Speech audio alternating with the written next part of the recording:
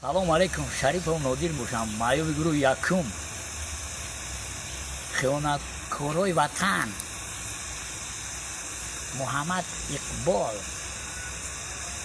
اقبال صدرالدین و محیدین کبیری، چرا شما با رسانه های دروغ مردم رو میشورونید؟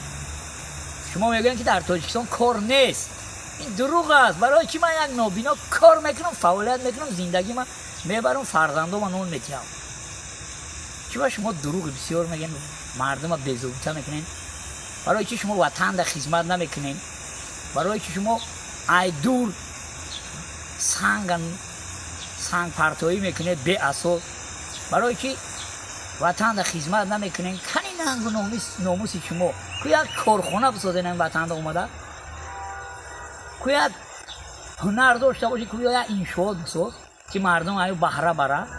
ای دور هم گپای دروغ قطعی مردم بی‌ضابطه کده، روسیایی کده، جنگ میندازین، پولا رو ای خواجه‌های خارجی تون میگیرین و مردم جنگ میندازین. پولا آخه خرج اگر از کیسه مهمان بود، حاتم تای شدن آسان بود.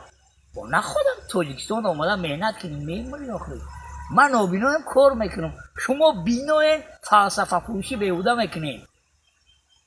بر قدر سخن میگه آدم عاقل برسد، دل داده بر قدر عالم دل برسد.